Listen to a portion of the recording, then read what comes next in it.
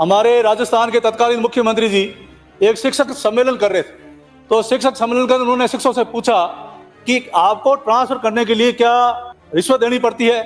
तो सभी शिक्षक खड़े हो गए कि बिना नारियल चढ़ाए इनको ट्रांसफर होती नहीं, हम सबको रिश्वत देने पर ही ट्रांसफर होती है। जब भारतीय जनता पार्टी की सरकार थी तो उसमें पूरे हिंदुस्तान में राजस्थान 26वें स्थान से दूसरे स्थान पर आ गया था। कांग्रेस के कार्यकाल में 1 लाख पद रिक्त हो गए और जहां पर सारे शिक्षक थे, हमारे समय में नामांकन बढ़ा था, वो नामांकन घट गया। विद्यालयों में शिक्षा की कमी, सीनियर विद्यार्थियों ने मांगी टीसी। जो दाल 50 रुपए किलो मिलती थी वो 75 रुपए में किलो में खरीदी गई। तो जितने सारे आइटम थे वो उन आइटमों में पैसा बढ़ा करके मिड डे मील की सामग्री खरीदी गई। कार्य दिवस जो होते हैं वो 180 दिन होते हैं और 180 दिन पढ़ाया जाना चाहिए, लेकिन कांग्रेस के राज में 130 दिन ही सभापति महोदय पढ़ाया जाता था। घर बैठे कमाए 1500 रुपए प्रतिदिन, वो भी विदाउट इन्वेस्टमेंट। बस डाउनलोड करें बैंक साथी ऐप, फ्री ट्रेनिंग लेकर कमाना शुरू करें। बैंक साथी से जुड़कर 15 लाख लोगों के सपने हुए पूरे। अब बारी है आपकी। हर सरकार चाहती है कि बच्चों में अच्छी गुणवत्ता की शिक्षा मिले। इसके लिए सरकार की इच्छा शक्ति होनी चाहिए और साथ ही जितने भी शिक्षा में संसाधन मिलते हैं सही समय पर, सही सीमा में और सही वक्त पर, सही बजट के अनुसार वो लागू किया जाना चाहिए। तो इसके अंदर एक अच्छी योजना बना करके शिक्षा दी जाए तो वो अच्छी शिक्षा, गुणवत्ता की शिक्षा मिल सकती है। शिक्षा देश प्रदेश के विकास की प्रगति का द्योतक है और विकास का मेरुदंड है। बाबा साहब भीमराव अम्बेडकर साहब ने कहा था सभा की वेबसाइट पे कि शिक्षा एक ऐसा शस्त्र है जो सभी समस्याओं का समाधान और निराकरण है। शिक्षा नीति ही चैम्बर में बात करता हूं, दोनों को बुला। चरित्रवान और संस्कारवान अच्छे नागरिक बनाती है। आदरणीय भैरू सिंह जी शेखावत साहब जब राजस्थान के मुख्यमंत्री थे तो सबसे पहले उनकी ये सोच थी कि गांव में शिक्षा का अभाव है और गांव में शिक्षा का अभाव है, इसलिए लोग अपने बच्चों को पढ़ाने के लिए पलायन करके गांव छोड़ करके शहरों की ओर आ रहे हैं। तो सबसे पहले उन्होंने फैसला किया कि अधिक पंचायतें बढ़ें। तो सबसे पहले उन्होंने नई ग्राम पंचायतें बढ़ाई और पंचायत मुख्यालय को डामर सड़क से जोड़ा और उस समय प्राइमरी स्कूल हुआ करती थी। तो सबसे पहले एक ही फैसला उन्होंने लिया कि प्रत्येक पंचायत मुख्यालय पर 8वीं तक की शिक्षा होनी चाहिए। तो एक ही आदेश के अंदर सभी पंचायत मुख्यालय पर उच्च प्राथमिक विद्यालय खोले गए। उसके बाद में 2003 में आदरणीय वसुंधरा जी जब सरकार आई तो उन्होंने भी फैसला किया कि ग्रामीण क्षेत्र में पंचायतें अधिक खुलनी चाहिए। उस समय पंचायतें बनाई गई और उस समय ये स्कूलें 5वीं थी, अधिकतर 8वीं थी। तो एक ही फैसला उन्होंने किया कि प्रत्येक पंचायत मुख्यालय पर माध्यमिक शिक्षा स्तर की शिक्षा होनी चाहिए और पंचायतें खोल करके 3108 विद्यालयों को क्रमबद्ध करके 10वीं में क्रमबद्ध किया, माध्यमिक में क्रमबद्ध किया। वो जब समय था तो उस समय ये तय कर दिया था कि अब जो स्कूल 10वीं हुआ है उसमें बच्चे आगे 11वीं में जाएंगे, 12वीं में जाएंगे, 12वीं तक की शिक्षा होगी और प्रत्येक पंचायत मुख्यालय पर 12वीं विद्यालय की शिक्षा प्रत्येक पंचायत पर मिलने लगी। और आज मैं कह सकता हूं कि 2013 से 18 के बीच जब भारतीय जनता पार्टी की सरकार थी तो उसमें पूरे हिंदुस्तान में राजस्थान 26वें स्थान से दूसरे स्थान पर आ गया था। और यह भी सही है कि उस समय जब हमारे आज के जो अध्यक्ष हैं वो शिक्षा मंत्री हुआ करते थे और इन्होंने बहुत ही अच्छा एक मॉडल प्रस्तुत किया था मुख्यमंत्री आदरणीय वसुंधरा जी के नेतृत्व में, जिसकी प्रशंसा पूरे हिंदुस्तान में हुई। और उस मॉडल को प्रत्येक राज्य लागू करना चाहता था और राजस्थान में उस मॉडल को आकर देखते थे। यह भी सही है कि प्रत्येक जिलों के लिए एक शैक्षणिक रैंकिंग का एक प्रयोग किया गया। उसके अंदर 150 का स्कोर होता था और मैं आज बड़े पीड़ा के साथ कह रहा हूं कि जब कांग्रेस की सरकार आई 2018 से 23 के बीच में, तो जिस प्रकार का वो शैक्षणिक स्कोर था उसके लिए एक मापदंड तय किया गया था। उस मापदंड में जिले खरे नहीं उतरे और कांग्रेस के राज के अंदर मेरे हिसाब से करीब 1/3 जिले 50 के अंदर रहे और उसमें भी 50 अंक वाले 4 जिले और 29 जिले तो 50 के अंक से भी कम आ गए। इस प्रकार से हमारा स्तर घटता गया। मैं कह सकता हूं उस समय खास तौर से एक शिक्षा का उद्योग खोला गया। एक बार हमारे राजस्थान के तत्कालीन मुख्यमंत्री जी एक शिक्षक सम्मेलन कर रहे थे, तो शिक्षक सम्मेलन कर उन्होंने शिक्षकों से पूछा कि आपको ट्रांसफर करने के लिए क्या रिश्वत देनी पड़ती है? तो सभी शिक्षक खड़े हो गए कि बिना नारियल चढ़ाए इनको ट्रांसफर होती नहीं, हम सबको रिश्वत देने पर ही ट्रांसफर होती है। शिक्षकों से भी रिश्वत ली जा रही थी और हालात ये हो गए सभापति महोदय कि पिछले कांग्रेस के कार्यकाल में 1 लाख पद रिक्त हो गए और जहां पर सारे शिक्षक थे, हमारे समय में नामांकन बढ़ा था, वो नामांकन घट गया और इनके कार्यकाल के अंदर 6,11,000 पूरे राजस्थान के अंदर एक साल में नामांकन घटा। मैं मेरे विधानसभा क्षेत्र शेरगढ़ की अगर बात करूं तो उसमें जब सब पद थे तो ऐसे हालात हो गए कि प्रधानाचार्य, उप प्रधानाचार्य, व्याख्याता, वरिष्ठ अध्यापक, तृतीय श्रेणी अध्यापक कुल 2948 पद स्वीकृत थे, जिसमें से 2266 कार्यरत थे और 681 पद वो रिक्त हो गए।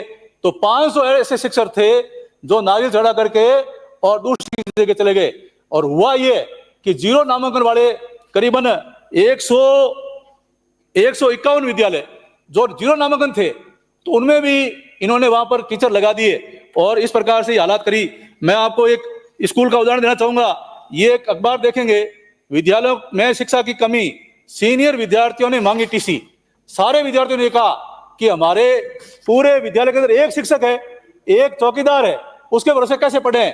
उन्होंने सामूहिक रूप से टीसी मांगी कि हम किसी और विद्यालय में जाकर पढ़ें। ये हालात कर दिए। मैं कह सकता हूं जब राजस्थान में भारतीय जनता पार्टी की सरकार थी तो प्राइवेट विद्यालयों में नामांकन घटे और सरकारी विद्यालयों पर आम जनता को, अभिभावकों को विश्वास हुआ कि हमको शिक्षित जो टीचर मिले हैं सरकारी विद्यालय में पढ़ाना चाहिए, जिससे नामांकन उसमें बढ़ा था और इनके समय में नामांकन घटा।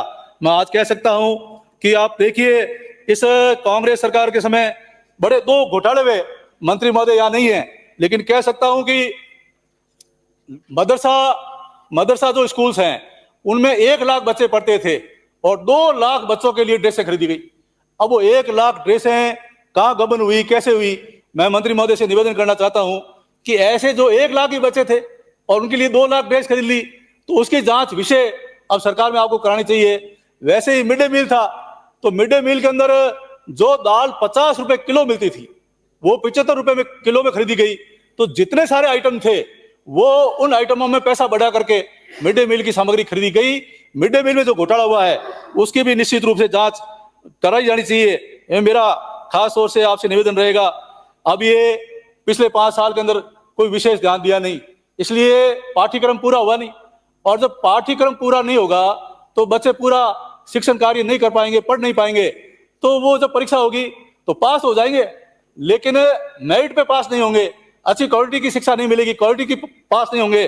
तो आप देखेंगे कार्य दिवस जो होते हैं वो 180 दिन होते हैं और 180 दिन पढ़ाया जाना चाहिए, लेकिन कांग्रेस के राज में 130 दिन ही सभापति महोदय पढ़ाया जाता था और शनिवार को तो नो बैग डे, शनिवार को कोई बैग नहीं लाएगा और ऐसे ही आएगा।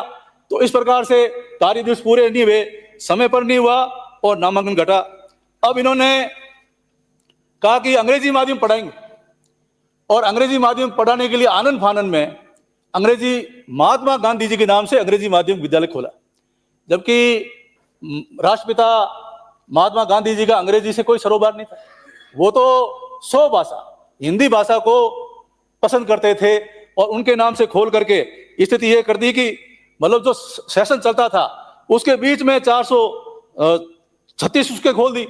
अब उन्होंने न तो कोई कार्य योजना बनाई, न कोई व्यवस्था करी और तय यह किया कि जो पंचायत मुख्यालय पर हिंदी माध्यम का 12वीं स्कूल है, उस माध्यमिक विद्यालय है, वहां पर 6ठी क्लास से अंग्रेजी माध्यम के बच्चों को एडमिशन देंगे। जब प्राइमरी से बच्चा 6ठी तक पढ़ा ही नहीं तो वो 6ठी से अंग्रेजी कैसे पढ़ेगा, उसको भी किया। सभापति महोदय, मैं निवेदन करना था, हमारी केंद्र सरकार की तरफ से एक स्वामी विवेकानंद मॉडल स्कूल खोला गया, मॉडल विद्यालय खोला गया। वो सीबीएसई तर्ज पर था और उसके अंदर मॉडल स्कूल खोला गया, उसमें सारी शिक्षा थी, अंग्रेजी शिक्षा थी। और हमने हमारे समय में प्राइमरी स्कूल खोला गया, तो कांग्रेस समय में वो प्राइमरी स्कूल भी बंद रहा। अब जब भाजपा की सरकार बनी तो अब वो प्राइमरी स्कूल सेक्शन शुरू हुआ, तो इन्हों को भी ऐसे ही अंग्रेजी विद्यालय पहले कोई कार्य व्यवस्था करते, कोई नियम बनाते। अब अंग्रेजी माध्यम के 10,000 शिक्षक पद खाली थे। जब अंग्रेजी माध्यम के शिक्षक ही नहीं है तो वो जाके अंग्रेजी माध्यम में पढ़े कि एक बच्चों में कुपोषण नहीं। इसलिए हमारी पूर्ववर्ती भाजपा सरकार, वसुंधरा जी की सरकार ने बच्चों को दूध पिलाने की योजना लाई, और दूध पिलाने से जो गांव में हमारा कृषि और पशुपालन का मुख्य व्यवसाय था, अगर बच्चों को दूध मिलेगा तो हमारे किसान भी पशुपालन करेंगे, गायों को पालेंगे, गाय रखेंगे, और उनको दूध मिलता था। लेकिन जैसे ही कांग्रेस की सरकार आई, 4 साल बच्चों को दूध पिलाना बंद कर दिया, और जब लास्ट 1 साल कार्यकाल बचा तो इन्होंने वापस दूध की योजना शुरू करी। दूध तो नहीं मिलाया, लेकिन डेयरी का जो दूध का पाउडर होता है वो पाउडर भेजा, और हुआ ये कि स्कूल में पाउडर गया, बच्चों को मिला नहीं, और वो पाउडर के पैकेट वापस ब्लैक में बिके। ऐसे हालात हुए।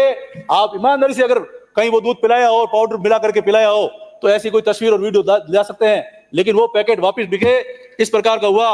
अब मैं सभापति महोदय आपके माध्यम से कहना चाहूंगा मंत्री महोदय से कि अब फिर से जो भाजपा शासन में व्यवस्था थी, बच्चों को गाय का, भैंस का अच्छा दूध, मैं तो कहता हूं गाय का दूध मिलना चाहिए, और वो दूध पिलाने की योजना आप वापिस शुरू करें। वास्तव में ये योजना इस प्रकार की हुई, इसलिए नामांकन कम हुआ और नामांकन घटा है। हम चाहते हैं कि जो मॉडल 2013 से 18 के बीच में राजस्थान में था, वही मॉडल वापस लागू होना चाहिए। अब ट्रांसफर पॉलिसी के लिए हर सरकार आती है, कहती है हम ट्रांसफर पॉलिसी बनाएंगे, ये स्थानांतरण की नीति बनाएंगे। अब ये ट्रांसफर सारे हुए, प्रिंसिपल के हुए, प्रधानाध्यापक हुए, सेकंड ग्रेड हुए, फर्स्ट ग्रेड हुए, लेकिन थर्ड ग्रेड आज भी थर्ड ग्रेड के शिक्षक आज भी इंतजार कर रहे हैं। पिछली कांग्रेस के राज के अंदर भी इन्होंने ऑनलाइन आवेदन मांगे कि जो भी थर्ड ग्रेड शिक्षक ट्रांसफर करना चाहते हैं ऑनलाइन आवेदन करे। 85,000 आवेदन आए, लेकिन 85,000 में से एक भी ट्रांसफर हुआ नहीं, और आज भी वो इंतजार कर रहे हैं। इसलिए हम सरकार से चाहते हैं कि सारे शिक्षकों को ट्रांसफर कर रहे हैं तो थर्ड ग्रेड के शिक्षकों ने आपका क्या बिगाड़ा है, उनके ट्रांसफर नीति लाएं, चाहे ऑनलाइन लें, जहां पर रिक्त है कोई ऐसा सिस्टम नियम बनाए जिससे उनकी भी ट्रांसफर हो सके। ये मेरा खास तौर से आपसे निवेदन रहेगा। भाजपा शासन के समय स्कूलों के अंदर बच्चे जहां स्वस्थ शरीर होगा वहां स्वस्थ दिमाग होगा, इसलिए योग अभ्यास का एक पीरियड शुरू किया था। अब योग अभ्यास बीजेपी ने शुरू किया, इसलिए कांग्रेस ने उसको बंद कर दिया कि ये योग अभ्यास नहीं होगा। लेकिन मैं धन्यवाद देना चाहूंगा हमारे राजस्थान के यशस्वी मुख्यमंत्री आदरणीय भजनलाल जी को कि जैसा हमारे यशस्वी प्रधानमंत्री नरेंद्र मोदी जी ने पूरे विश्व के अंदर एक योग दिवस की शुरुआत करी है, जिसका अनुसरण पूरा विश्व कर रहा है, और वो योग दिवस हमेशा 21 जून को मनाया जाता है। तो फिर से अब ये योग अभ्यास ही शुरू हुआ है, और साथ साथ ही सभी जगह सूर्य नमस्कार शुरू हुआ है। तो ये बहुत ही अच्छा अनुकरणीय कार्य किया है। हम चाहेंगे कि जैसे सूर्य नमस्कार हुआ है वैसे ही हमारे ये हिंदुस्तान के अंदर हम चाहते हैं कि खास तौर से राजस्थान में महाभारत, गीता और रामायण को भी पढ़ाया जाना चाहिए। इसके साथ ही हमारे विद्यालयों के अंदर साफ सफाई के लिए, चौकीदार के लिए, रंग रोगन के लिए एक कंपोजिट स्कूल ग्रांट शुरू की थी, जो समय पर कांग्रेस के समय में वितरण नहीं हुआ और स्कूलों के हालात खराब है। हम चाहते हैं कि कंपोजिट स्कूल ग्रांट तो शुरू की थी, उसको भी समय पर हो जाए। दूसरा मेरा निवेदन है कि विद्यालय जैसे मांग रहे हैं, कांग्रेस के समय में कर्मोन्नत करते गए, अब विद्यालय तो कर्मोन्नत कर दिए लेकिन पद स्वीकृत नहीं किए। अब कहीं पद स्वीकृत कर भी दिए तो पद भरे नहीं। इसलिए हम ये चाहते हैं कि इसकी एक नीति होनी चाहिए, इसका एक कैलेंडर होना चाहिए कि पूरे साल में कौन कौन से ग्रेड के शिक्षक कब रिटायरमेंट हो रहे हैं। रिटायरमेंट से 6 महीने पहले उनकी भर्तियों का कैलेंडर निकाला जाना चाहिए, और जैसे ही पद रिक्त हो वो पद भरे जाने चाहिए, जिससे हमारे गाँव में अच्छी शिक्षा मिल सके और ये समय पर भर्ती हो सके। इसके लिए कैलेंडर और भर्तियां सुनिश्चित होनी चाहिए। झलको